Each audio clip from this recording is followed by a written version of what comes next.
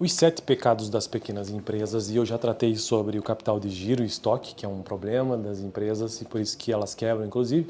Sociedade, já tratei no vídeo, um dos vídeos anteriores. Inexperiência no ramo, que foi o assunto do vídeo passado, e nesse vídeo quero tratar sobre aluguel. Portanto, aluguel é o quarto assunto sobre é o quarto pecado, né, sobre os 7 pecados das pequenas empresas. Vamos lá, aluguel. Muitos comerciantes tendem a achar que podem resolver sozinhos problemas que competem a profissionais, como a análise de um contrato de locação de imóvel. Com isso, cláusulas importantes e que podem provocar o fechamento da empresa passam despercebidas. Nesse ponto, não há como economizar. Qualquer empresa, por menor que seja, precisa de assessoria jurídica nesses momentos. Então, esse é o brevíssimo texto do vídeo de hoje sobre aluguel, né? Muitos comerciantes tendem a achar, vou repetir o texto, que podem resolver sozinhos problemas que competem a profissionais, como a análise de um contrato de locação de imóvel. Com isso, cláusulas importantes que podem provocar o fechamento da empresa passam despercebidas. Nesse ponto, não há como economizar. Qualquer empresa, por menor que seja, precisa de assessoria jurídica nesses momentos. Olha, já lidei muito com aluguel em tempos passados, em outras épocas, quando eu trabalhava numa empresa em que lá eu também era responsável por cuidar de alguns aluguéis. E eu nunca vi uma empresa passar por dificuldades, especialmente por conta de cláusulas específicas do contrato.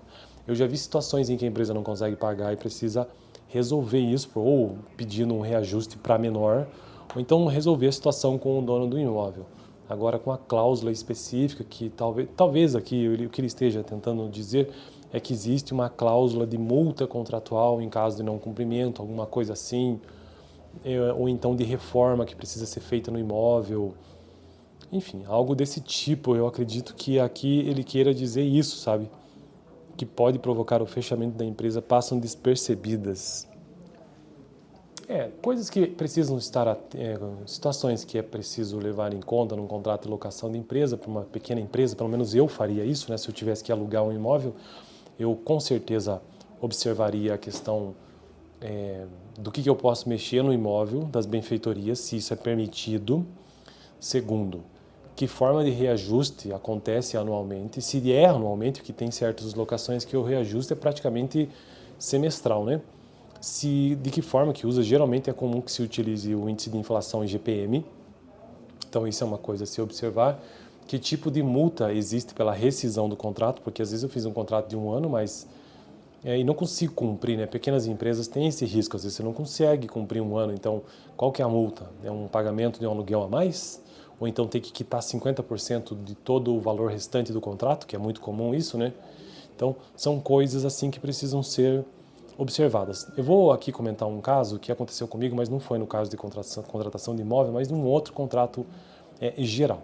No final do contrato sempre existe uma cláusula de eleição do foro. Para quem já leu um contrato sabe que existe lá no finalzinho do contrato o foro.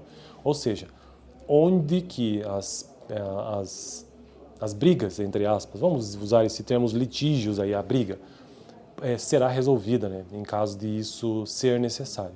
Então, certa vez assinei um contrato em que eu não vi que, em caso de litígio, ou seja, as partes elegeram, e eu não li isso, eu não vi, eu era um dos responsáveis por observar isso, na época eu não tinha essa experiência, e as partes elegeram que não seria o foro de Curitiba, ou seja, não seria uma justiça comum aqui de Curitiba, mas sim uma câmara de arbitragem. E isso precisa ser visto na hora do contrato, porque no final das contas, naquele contrato que eu fui um dos assinantes, a gente entrou em litígio, né? Então houve confusão, houve problema. E aí, para resolver esse problema, tivemos que ir a uma câmara de arbitragem.